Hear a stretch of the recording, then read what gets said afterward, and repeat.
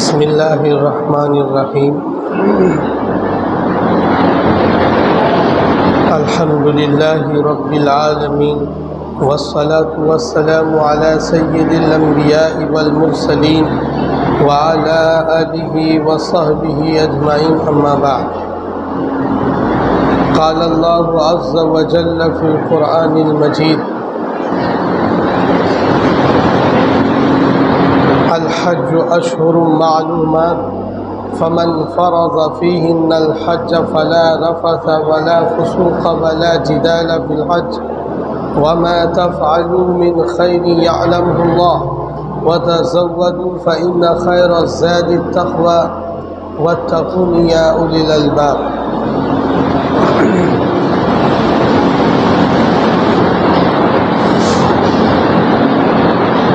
وقال النبي صلى الله تعالى عليه وسلم ليس له جزاء إلا الجنة۔ صدق الله العلي العظيم وصدق رسوله النبي الكريم۔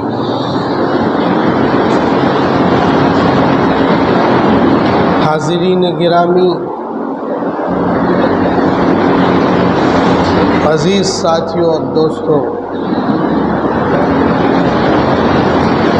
اللہ تعالیٰ کا فضل اور احسان ہے کہ آج جمعے کی عبادت کے لیے ہم سب اپنی مسجد میں اکٹھا ہو رہے ہیں۔ گزشتہ جمعے کو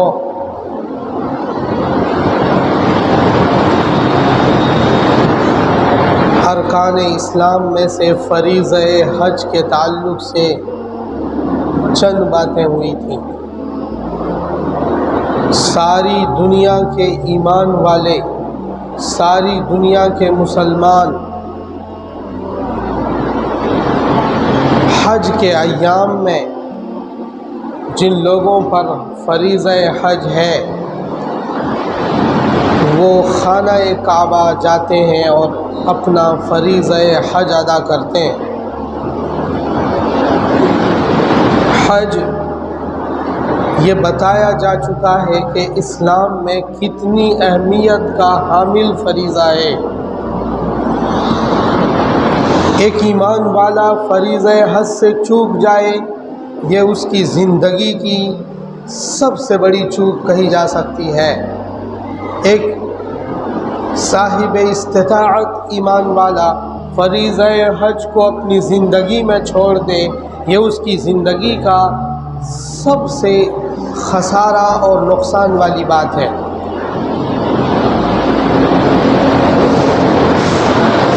علماء فقہ نے اس بات کی وضاحت کی ہے کہ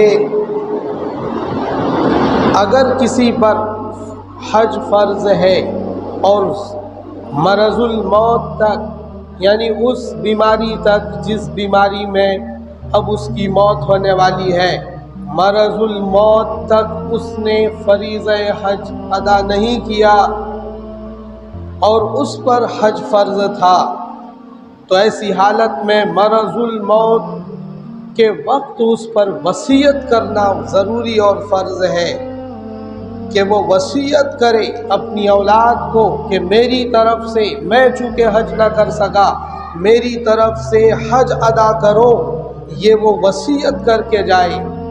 لیکن اس کی یہ وصیت تب قابل قبول ہوگی، تب ویلڈ ہوگی جب اس کے ترکے میں اتنا مال ہو کہ اس مال کے تہائی حصے سے حج ادا کیا جا سکتا ہو۔ ایسا نہیں کر سکتا وہ اپنے وارثین کے ساتھ کہ اس کے پاس 4 لاکھ روپے وہ چھوڑ کر مر رہا ہے، 4 لاکھ روپے کی لاگت کی چیز چھوڑ کر مر رہا ہے، اور وہ یہ کہنے لگے اپنے وارثین سے کہ تم لوگ میری طرف سے خود حج کر لینا یا کسی سے کروا دینا، کیونکہ 4 لاکھ روپے سارا حج میں خرچ ہو جائے گا۔ تو یہاں پر ایسی صورت میں وہ اس کی وصیت ویلڈ نہیں ہوگی۔ وصیت ویلڈ جب ہوگی جب اس کے ترکے میں، چھوڑے ہوئے مال میں اتنا مال ہو کہ اس مال کے تہائی حصے سے یعنی 1/3 سے حج ادا کیا جا سکتا ہو، مثلا 9 لاکھ روپے چھوڑے اور 3 لاکھ روپے میں حج ادا ہو جاتا ہے خرچ کے اعتبار سے، تو ایسی صورت میں اب وہ 1/3 سے وصیت کر کے حج کروا سکتا ہے۔ بہرحال فریضہ حج ایک اہم عبادت ہے اللہ تعالیٰ کی طرف سے، جس میں چوک کرنا ایک ایمان والے کی بہت بڑی غلطی کہی جا سکتی ہے، اور اللہ تعالیٰ اس سے اس سلسلے میں باز پرس کریں گے، اس سے سوالات کریں گے کہ تم پر حج فرض تھا، تمہیں میں نے دولت دی تھی، تمہیں روزی میں وسعت دی تھی، اور تمہارے پاس خرچ اور اس راستے کے خرچ کی استطاعت تھی، پھر بھی تم نے حج ادا نہیں کیا۔ اس سوال کا جواب اسے دینا پڑے گا، اور اس کے نتیجے میں اسے پھر عذاب بھی اللہ تعالیٰ دیں گے فریضہ حج کو چھوڑنے کی وجہ سے۔ بہرحال ساری دنیا کے ایمان والے فریضہ حج کے لیے کہاں جاتے ہیں؟ مکۃ المکرمہ۔ مکۃ المکرمہ میں ایک گھر اللہ تعالیٰ نے بنایا جسے بیت اللہ کہا جاتا ہے، جسے البیت العتیق کہا جاتا ہے، جسے الکعبۃ المشرفہ کہا جاتا ہے، جسے اللہ کا گھر کہا جاتا ہے اردو زبان میں۔ تو ایسی صورت میں اس گھر کا طواف کرنے کے لیے، طواف زیارت کے لیے، اور ایک میدان عرفات ہے جس میں وقوف فرض ہے حاجیوں کے لیے، وہاں جا کر وہ رکتے ہیں، تو خانہ کعبہ جاتے ہیں اور وہاں حج ادا کرتے ہیں۔ یہ بات ہر ایمان والے کو معلوم ہے، لیکن یہ ہر کسی کو معلوم نہیں ہے کہ یہ کعبہ جسے بیت اللہ کہا جاتا ہے، یہ اس کی تاریخ کیا ہے، اس کی ہسٹری پوائنٹ کیا ہے، یہ گھر اللہ تعالیٰ نے کب بنایا اور کب سے اس گھر کی شروعات ہوئی، اور لوگ اس کا حج کرنے کے لیے جاتے ہیں۔ اس سلسلے میں جو روایتیں ہیں، جو تاریخ کے مطالعے سے پتہ چلتا ہے کہ یہ گھر جسے بیت اللہ کہا جاتا ہے، اس گھر کے بالکل سیدھ میں، بالکل آسمان میں اللہ تعالیٰ نے بیت معمور بنایا، البیت المعمور، اس کا نام ہے البیت المعمور، 7 آسمان کے اوپر البیت المعمور، وہاں بھی ایک گھر ہے، یہاں نیچے زمین پر بیت اللہ ہے اور اوپر آسمان میں بیت المعمور ہے۔ جس طرح زمین کے اس بیت اللہ کا طواف انسان کرتے ہیں، ایمان والے انسان کرتے ہیں، ایسے ہی اس بیت المعمور کا طواف فرشتے کرتے ہیں۔ کون کرتے ہیں؟ فرشتے کرتے ہیں، اور مسلسل ہمیشہ کے لیے جب سے بیت معمور کو اللہ تعالیٰ نے بنایا تب سے فرشتے اس کا طواف کر رہے ہیں، اس کا طواف مسلسل کر رہے ہیں۔ ایسے ہی زمین پر اللہ تعالیٰ نے بیت اللہ بنایا، خانہ کعبہ بنایا، اس کعبہ شریف کا طواف حاجی لوگ کرتے ہیں یا عمرے پر جانے والے لوگ کرتے ہیں۔ تو 2 گھر کے بارے میں پتہ لگ گیا۔ اس کائنات میں، زمین و آسمان میں صرف 2 ہی گھر ہیں، ایک گھر فرشتوں کے طواف کے لیے اور دوسرا گھر انسانوں کے طواف کے لیے اللہ تعالیٰ نے بنایا، اور اس خانہ کعبہ میں جانے کا بے شمار ثواب اور فائدے رکھے۔ اس بیت اللہ کی تعمیر کے تعلق سے ایک روایت میں مضمون ہے کہ اس بیت اللہ کو سب سے پہلے فرشتوں نے بنایا۔ کس نے بنایا؟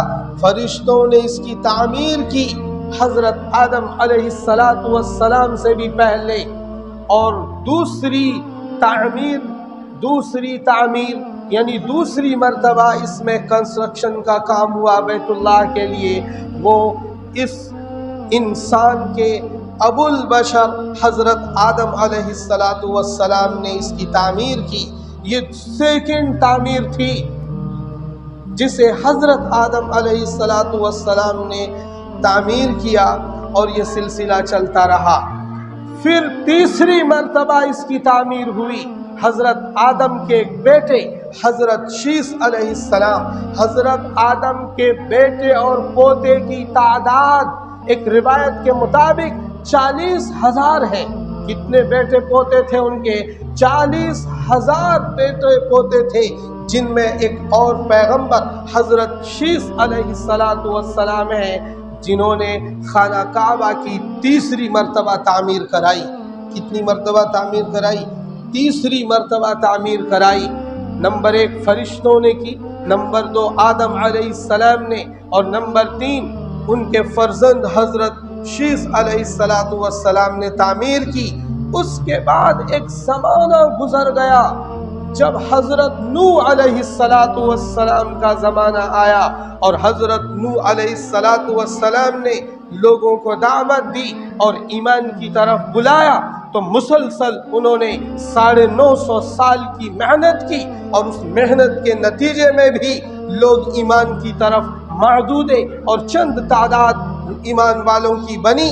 اور اس زمانے میں جب حضرت نوح نے لوگوں کی نسلوں کے لیے بددعائیں کی، زمین پر طوفان آیا اور آسمان سے بارش ہونے لگی، زمین پانی ابلنے لگی۔ اس زمانے میں پورا سسٹم دنیا کا درہم برہم ہوا، جسے طوفان نوح کہتے ہیں، جو حضرت نوح علیہ السلام نے کشتی بنائی۔ اس کشتی پر جتنے لوگ سوار ہوئے، ایمان والے بندے اور بندیاں، بس وہی اس کائنات میں زندہ بچے، اور کائنات کا ہر انسان تباہ و برباد ہوا۔ اس طوفان نوح میں خانہ کعبہ بھی منہدم ہو گیا، اس طوفان میں بیت اللہ بھی منہدم ہو گیا۔ ہر طرف پانی، زمین سے پانی نکل رہا تھا، آسمان سے پانی برس رہا تھا، طوفانی ہوائیں چل رہی تھی، بڑے بڑے پہاڑوں کے تھپیڑے الٹ پلٹ کر دیے گئے۔ اس جیسے طوفان میں کہاں کچھ باقی رہنے والا تھا، بس وہ کشتی اللہ کے حکم سے باقی رہی، جس پر خود حضرت نوح علیہ السلام تشریف فرما تھے اور ان کے ساتھ ایمان لانے والے بندے۔ بہرحال یہ خانہ کعبہ طوفان نوح میں ٹوٹ گیا، منہدم ہو گیا۔ جب یہ طوفان نوح میں منہدم ہوا تو سینکڑوں ہزاروں سال ایسے ہی رہا، کسی کو نہیں پتہ چلا بعد میں کہ خانہ کعبہ کہاں پر ہے۔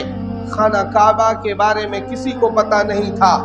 جب حضرت ابراہیم علیہ السلام کو اللہ تعالیٰ نے آزر کے گھر میں پیدا کیا، حضرت ابراہیم کے والد کا نام آزر ہے، جو کفر کی حالت میں مرا، اور وہ مورتیاں بناتا تھا، بڑا آرٹسٹ تھا، بڑی بڑی مورتیاں بنا کر مارکیٹ میں سپلائی دیتا تھا اور اسے بیچتا تھا۔ حضرت آدم نے اپنے باپ سے کہا کہ میں آپ کو اور آپ کی قوم کو فی ضلال مبین، کھلی ہوئی گمراہی میں دیکھ رہا ہوں اور آپ بربادی کی طرف جا رہے ہو۔ اپنے باپ کو الٹیمیٹم دیا کہ ایک اللہ کی طرف آ جاؤ، ایک خدا کی طرف آ جاؤ، آپ کی کامیابی ایک خدا میں چھپی ہوئی ہے۔ وہی نمرود کا زمانہ تھا۔ بہرحال حضرت آدم علیہ السلام نے مورتی پوجا کی، حضرت ابراہیم علیہ السلام نے مورتی پوجا کی مخالفت شروع کر دی، اور نمرود کا مقابلہ ابراہیم سے مسلسل چلتا رہا۔ بہرحال ابراہیم کے مقابلے کے نتیجے میں نمرود بھی زمین میں دفن ہوا، اس کی سلطنت بھی ختم ہوئی، اور پھر حضرت ابراہیم کو فلسطین کی طرف، وہاں حضرت عراق میں رہتے تھے، وہاں سے فلسطین، اور فلسطین سے مصر، اور مصر سے خانہ کعبہ کی طرف جانے کا آرڈر ہوا، اور اپنی بیوی حضرت ہاجرہ علیہ السلام کو لے کر وہ مکے کی سرزمین پر، جہاں آج آبادی ہے، بڑے بڑے ٹاورز ہیں، بڑے بڑے ہوٹل اور مطعم ہیں، بڑے بڑے ریسٹورنٹ ہیں، اس زمانے میں جب حضرت ابراہیم اپنی بیوی اور اپنے چھوٹے سے بیٹے کو لے کر، جو گود میں تھے، حضرت اسماعیل علیہ السلام، مکہ میں جب تشریف لائے تو مکے کی اس سرزمین پر کیکر اور ببول کے درخت کے علاوہ کوئی اور درخت نہ تھا۔ کیکر اور ببول کے درخت کی کچھ جھاڑیاں تھی، اسی جھاڑی میں اپنی بیوی کو بٹھایا اور ایک مشکیزہ پانی کا دیا اور کھجور کی ایک تھیلی دی، اور حضرت ابراہیم واپس فلسطین کی طرف اللہ کے حکم سے واپس ہوئے۔ بہرحال یہ چھوڑ کر چلے گئے اللہ کے حکم سے، پھر ایک بار دوبارہ تشریف لائے۔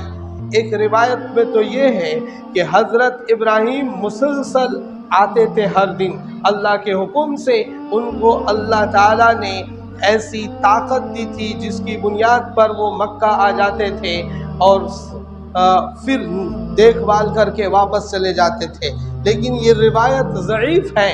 اصل بات یہ ہے کہ ایک مرتبہ کافی زمانے کے بعد آئے جس میں حضرت ابراہیم علیہ السلام نے اپنی فیملی سے ملاقات کی، اور دوسری مرتبہ جب حضرت اسماعیل کی عمر 20 سال کی ہو گئی۔ کتنی سال کی؟ بیٹے کی عمر شریف 20 سال ہو گئی، یعنی حضرت اسماعیل 20 سال کے شاندار جوان ہو گئے۔ تب حضرت ابراہیم جب دوبارہ تشریف لائے تو اس زمانے میں حضرت ابراہیم نے اپنے بیٹے سے کہا، میرے اللہ نے مجھے حکم دیا کہ میں اس جگہ ایک گھر بناؤں گا اور تم میرا ساتھ دو گے، میری مدد کرو گے؟ تو ابو سے حضرت اسماعیل نے کہا، جی میں آپ کی مدد کروں گا۔ سو کئی پہاڑیوں سے پتھر جمع کیا گیا اور حضرت اسماعیل پتھر اٹھا کر اپنے والد محترم کو حضرت ابراہیم کو دیتے تھے، اور حضرت ابراہیم اس پر دیواریں بناتے چلے جاتے تھے۔ یہ گھر حضرت ابراہیم علیہ السلام نے اور حضرت اسماعیل باپ بیٹے نے مل کر پورا گھر بنا دیا، لیکن اس گھر پر چھت نہیں ڈالی گئی تھی، بس چہار دیواری ہو گئی، اور حضرت ابراہیم علیہ السلام نے یہ تعمیر مکمل کر دی خانہ کعبہ کی، اور یہ دنیا میں خانہ کعبہ کی چوتھی تعمیر تھی۔ کون سی والی تعمیر تھی؟ چوتھی تعمیر۔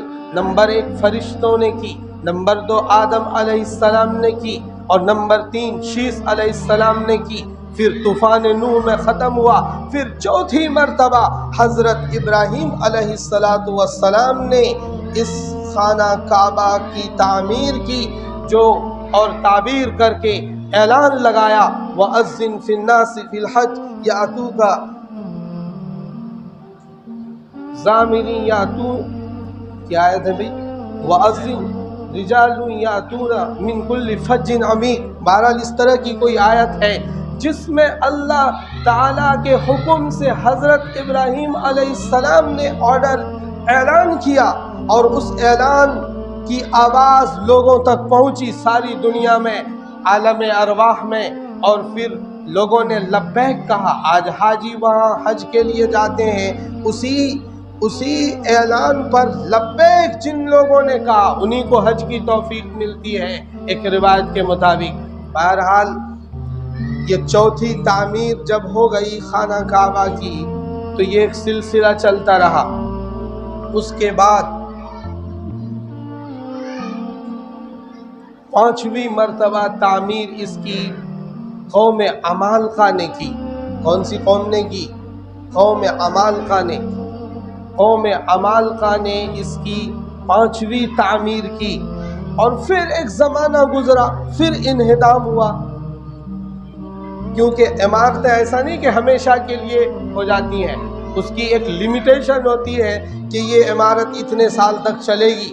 آج کل اتنی مضبوط عمارتیں بنائی جا رہی ہیں، اس کی بھی لمیٹیشن ہے، اس کے بھی محدود اوقات ہیں کہ اتنے برس تک یہ عمارت زندہ رہے گی، پھر یہ عمارت ختم ہو جائے گی، گرنے لگیں، عمارتوں کی اینٹیں گرنے لگیں گی، چھت گر جائیں گی۔ اس طرح سے مسلسل انہدام کا سلسلہ چلتا رہا، اور پھر 5ویں مرتبہ جب قوم عمالقہ نے تعمیر کر دی تو 6ٹھی مرتبہ اس خانہ کعبہ کی تعمیر کا موقع قریش کے مورث اعلیٰ قصی بن کلاب قبیلہ جرہم کے لوگوں نے کی۔ یعنی قصی بن کلاب محمد الرسول اللہ صلی اللہ علیہ وسلم کے نسب نامے میں شجرے میں ان کا نام آتا ہے، جو قریشی خاندان کا موری سے اعلیٰ تھے قصی بن کلاب، ان کی نگرانی میں قبیلہ جرہم نے 7ویں مرتبہ اس کی تعمیر کی، اور یہاں یہ تعمیر مکمل ہوئی۔ پھر لاسٹ میں جب حضرت محمد الرسول اللہ صلی اللہ تعالی علیہ وسلم کی نبوت کے اعلان کو 5 سال باقی تھے، یعنی جب آپ کی عمر 35 برس تھی، 5 سال نبوت کے اعلان سے پہلے خانہ کعبہ کی قریشیوں نے، مکے کے لوگوں نے تعمیر کی۔ اس میں بڑا جھگڑا ہوا، مکے والوں کے پاس پیسہ نہیں تھا۔ یہ طے ہوا، میٹنگ میں طے کی گئی یہ بات کہ سب سے جو حلال پیسہ ہوگا ہمارا، سب سے پیور پیسہ جو ہوگا، وہ پیسہ خانہ کعبہ کی تعمیر میں لگائیں گے۔ حضور علیہ السلام کی عمر شریف جب 35 برس تھی، سو مکے والوں نے چندہ جمع کیا اور بیت اللہ کی تعمیر کی، لیکن اتنا پیسہ جمع نہ ہو سکا کہ مکمل جتنے حصے میں خانہ کعبہ کی زمین ہے اس مکمل حصے میں تعمیر ہو جائے، اتنا پیسہ نہیں تھا۔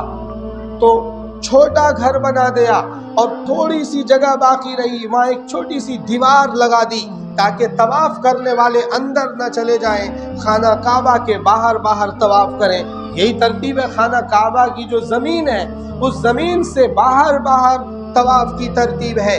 سو پیسے کی کمی کی وجہ سے کچھ حصہ تعمیر کا رہ گیا اور وہ زمین ہی رہی، لیکن اس کی باؤنڈری کر دی گئی تاکہ لوگ طواف اس سے آگے سے کریں۔ حضرت عائشہ رضی اللہ تعالی عنہ نے حضور سے پوچھا کسی زمانے میں کہ یہ تعمیر ادھوری کیوں تھی، یہ حصہ کیوں چھوڑ دیا گیا تھا؟ تو بتایا کہ تمہاری قوم کے پاس پیسے نہیں تھے کہ پورے مکمل اس کی تعمیر کر سکیں، اسی لیے اسے چھوڑ دیا گیا۔ اسی تعمیر کے موقع پر مکے والوں میں قریشی خاندان کے بہت سارے قبیلے ہیں، ان قبیلوں کے سرداروں میں اختلاف ہوا کہ حجر اسود اٹھا کر مخصوص جگہ پر کون رکھے گا۔ ہر قبیلے کا سردار کہہ رہا تھا کہ ہم رکھیں گے، یہ ہمارا حق ہے اور ہمیں یہ فضیلت حاصل ہونی چاہیے کہ ہمارے قبیلے کا سردار رکھے گا۔ ہر قبیلے کا سردار اپنا حق سمجھ رہا تھا کہ حجر اسود اٹھا کر ہم رکھیں گے۔ یہ اختلاف بہت طول پکڑ گیا، تو پھر یہ طے ہوا کہ کل ہو کر جو خانہ کعبہ میں پہلے آئے گا وہی اس حجر اسود کو اٹھا کر رکھے گا۔ کل صبح صادق میں جو سب سے پہلے خانہ کعبہ میں انٹری کرے گا وہی اس پتھر کو اٹھا کر اس کی اصل جگہ پر رکھے گا۔ چنانچہ اگلے دن جب مکے کے لوگ کعبے کی طرف آ رہے تھے تب ان کے آنے سے پہلے ہی محمد الرسول اللہ صلی اللہ علیہ وسلم وہاں پہنچ چکے تھے۔ تو لوگوں نے دیکھا کہ محمد تو یہاں پہلے سے ہے، نبی ابھی نہیں بنائے گئے تھے، پیغمبر 35 برس عمر تھی۔ لوگوں نے دیکھا کہ محمد بن عبداللہ یہاں پر موجود ہیں، تو لوگوں نے کہا ٹھیک ہے، یہ آدمی مکے کا سب سے صادق اور امین اور سب سے زیادہ بھلا انسان ہے، سو ہم ان پر اتفاق کرتے ہیں کہ یہی حجر اسود اٹھا کر اب خانہ کعبہ کے ارد گرد رکھیں گے۔ چنانچہ یہ طے ہو گیا اور حضور نے اس خانہ جنگی کو، جو مکے کے سرداروں میں لڑائیاں بجنے والی تھی، اس لڑائی کو ختم کرنے کا ایک طریقہ اپنایا، وہ یہ کہ ایک چادر بچھائی اور چادر میں حجر اسود کو رکھا اور سرداروں کو بلایا کہ قبیلہ فلاں کے سردار سب تشریف لائیں اور ہر ایک اس چادر کو پکڑ کر اس کی اصل جگہ پر لے کر چلے۔ تو اس طرح سے رسول اللہ نے سب کو حجر اسود کے اٹھانے میں شریک کر لیا۔ یہ محمد الرسول اللہ صلی اللہ علیہ وسلم کی حکمت عملی تھی۔ بہرحال خانہ کعبہ کی یہ تعمیر قبیلہ قریش نے مکے میں حضور کی نبوت سے 5 سال پہلے کری۔ اس کے بعد 8ویں مرتبہ خانہ کعبہ کی تعمیر ہوئی۔ زمانہ جاہلیت میں اسلام سے پہلے 7 مرتبہ خانہ کعبہ کی تعمیر ہوئی۔ اس کے بعد زمانہ اسلام میں جب عبداللہ ابن زبیر جو حضرت عائشہ رضی اللہ تعالی عنہ کے بھانجے لگتے ہیں، وہ گورنر تھے مکے کے، تو عبداللہ ابن زبیر نے خانہ کعبہ کی تعمیر کرائی۔ وجہ یہ بنی کہ مکے کے کسی خیمے میں آگ لگ گئی، اور وہ آگ لگتے لگتے خانہ کعبہ کے ارد گرد پہنچی، اور خانہ کعبہ کے کچھ حصوں کو اور غلاف کو اس آگ نے جلایا۔ تو پھر حضرت عبداللہ ابن زبیر نے اس خانہ کعبہ کی باضابطہ تعمیر کرائی۔ لیکن کچھ زمانے کے بعد جب یزید بن معاویہ، حضرت معاویہ رضی اللہ تعالیٰ عنہ کے بیٹے یزید خلیفہ بنا، اور خلافت بنو امیہ کی سلطنت یزید میں آ گئی، یزید کے پاس آ گئی، تو ان کی طرف سے گورنر بنا کر حجاج بن یوسف کو بھیجا گیا مکے کی طرف۔ سو حجاج بن یوسف نے خانہ کعبہ کو منہدم کر دیا، اور اثرنو زمانے جاہلیت کے طرز پر اس کو خانہ کعبہ کو تعمیر کر دیا۔ تو یہ دوسری تعمیر حجاج بن یوسف نے زمانہ اسلام میں کری، یعنی یہ 9ویں تعمیر ہو گئی۔ اب 10ویں تعمیر خلافت عثمانیہ، جس سے آپ نے سیریل دیکھا، اور تغرل کے سیریل کے نام سے آج کا بچہ اسے جانتا ہے، جسے خلافت عثمانیہ کہا جاتا ہے۔ خلافت عثمانیہ کے ایک خلیفہ سلطان مراد رابع، اس کا نام مراد تھا، سلطان مراد رابع، مراد نام کے کئی خلیفہ گزرے ہیں، جو 4 نمبر پر سلطان مراد رابع نے خانہ کعبہ کی تعمیر کرائی۔ کیوں ضرورت پڑی خلافت عثمانیہ کو تعمیر کرانے کی؟ اس لیے ضرورت پڑی کہ مکے میں سیلاب آیا، اور اس سیلاب کے نتیجے میں خانہ کعبہ کی دیواریں ٹوٹ گئیں، اور تعمیر کو بڑا نقصان پہنچا۔ اس لیے سلطان مراد رابع نے 10ویں مرتبہ خانہ کعبہ کی شاندار تعمیر کرائی۔ جو آج خانہ کعبہ موجود ہے وہ خلافت عثمانیہ کے سلطان مراد رابع کی ترتیب پر جو کعبہ بنایا گیا تھا، آج ہو بہو وہی موجود ہے۔ اس کے بعد کوئی تعمیر خانہ کعبہ میں کسی نے نہیں کرائی، بس غلاف ہر سال بدلا جاتا ہے، اور سعودی گورنمنٹ نے غلاف بنانے کے لیے ایک بڑی کمپنی بنا رکھی ہے، جس کمپنی کا کام سال بھر غلاف بنانا ہے۔ وہ اس کمپنی میں کچھ نہیں بنتا، صرف کیا بنتا ہے؟ خانہ کعبہ کا غلاف۔ اور یہ کب تک بناتے ہیں؟ 1 سال میں مسلسل اس پر ورک ہوتا ہے، اور 1 سال میں وہ پورا غلاف تیار ہوتا ہے، جسے ہر سال سعودی گورنمنٹ خانہ کعبہ پر نئے غلاف کو چڑھاتی ہے۔ یہ سعودی گورنمنٹ نے ذمہ داری لی ہے۔ اہم بات یہ ہے کہ آج تک جتنی سلطنتیں آئیں اور خانہ کعبہ ان کے تحویل میں گیا اور ان کی نگرانی میں گیا، تو سبھی سلطنت کے حکمرانوں نے خانہ کعبہ کی عزت کی، اس کی عظمت کو ملحوظ رکھا۔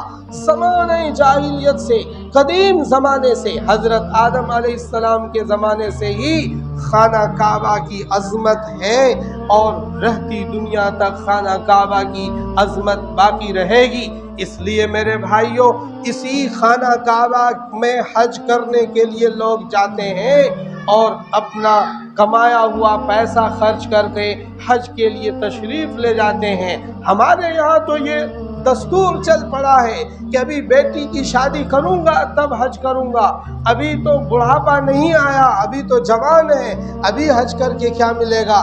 میرے بھائیوں، حج اس وقت فرض ہو جاتا ہے جب آپ کے پاس اتنے پیسے ہو جائیں کہ آپ اس کے سفر کا خرچہ برداشت کر سکیں، آپ کے اوپر کوئی قرضہ نہ ہو، آپ کے اوپر کسی کا پیسہ آپ نے نہ لے رکھا ہو، اور گھریلو اخراجات آپ کر کے مکمل کر کے جائیں۔ تو اگر ایسی صورتحال ہے تو آپ پر حج فرض ہے۔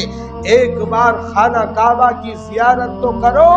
اپنے گھروں میں تصویر لگا کر خانہ کعبہ کی فضیلت حاصل نہیں ہوتی، خانہ کعبہ کو جا کر تو دیکھو۔ خانہ کعبہ کو جب پہلی مرتبہ تمہاری نظر پڑے گی تو تمہاری آنکھوں سے آنسو نکلیں گے اور تم رو گے، اپنی ساری زندگی کے گناہ تمہیں یاد آئیں گے اور اللہ سے معافی مانگو گے۔ اللہ کو یاد کر کے تمہاری آنکھوں سے کعبے پہ پڑی جب پہلی نظر لوگوں کی پڑتی ہے تو وہ بغیر روئے نہیں رہ پاتا، اس کی اندر کی کیفیت ہی بدل جاتی ہے۔